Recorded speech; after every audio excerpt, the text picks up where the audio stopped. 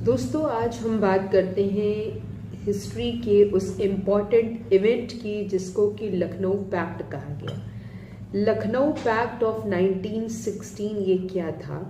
एक important step था हिंदू और मुस्लिम्स के यूनिटी के अचीवमेंट का। क्या हुआ था, मैंने आपको बताया था। सूरत स्प्लिट में मॉडरेट और एक्सट्रीमिस्ट लीडर आपस में एक दूसरे से अलग हो गए थे, यानी एक ही कांग्रेस के अंदर दो तरह के नेता थे, एक गरम दल के और एक नरम दल के नेता थे। उसी तरीके से यहाँ पे मुस्लिम लीग भी अलग हुई, यानी मुस्लिम्स में भी बीच में controversy I with the Congress, क्योंकि ब्रिटिशर्स ने कांग्रेस को इलीगल घोषित करके मुस्लिम्स को सपोर्ट करके उन्हें इस कांग्रेस से दूर रहने के लिए मतलब अर्ज किया था।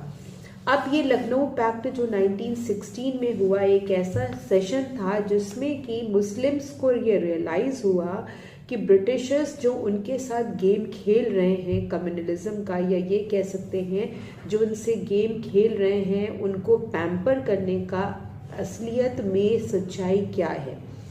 उस समय की बात है जब हिंदुस्तान या पूरे वर्ल्ड में हम कहें तो वर्ल्ड वॉर चल रही थी। 1914 से स्टार्ट हुई थी और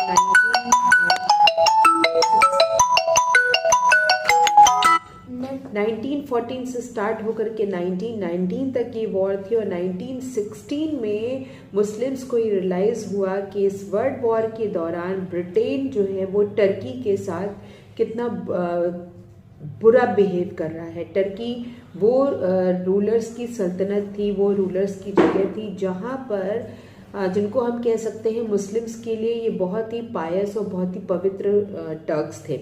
जो टर्क्स सुल्तान्स जितने थे वो मुस्लिम्स उनको बहुत ही अपना गुरु मानते थे, और उनके साथ ब्रिटिशर्स ने वहाँ पर बहुत अनरिस्पेक्टेडफुल जो है वो बिहेव किया, जिस वजह से अब हिंदुस्तान में बैठे मुस्लिम को ये रियलाइज़ हुआ कि जब अगर वो हमारा सपोर्ट करते हैं तो वहाँ पे बैठे हुए खलीफाओं और सुल्तान के साथ भी इनका व्यवहार वैसा ही होना चाहिए। यानी कि अब हिंदुस्तान के मुस्लिम्स को समझ में आने लगा कि जो ब्रिटिशर्स हैं वो उनके साथ गेम खेल रहे हैं, वो असलियत में उनके वेलविशर नहीं हैं, बल्कि हिंदुस्तान में कम्युनलिज्म को फैलाने के लिए वो हिंदुस्तान में हिंदू और मुस्लिम्स को आपस में लड़ा रहे हैं।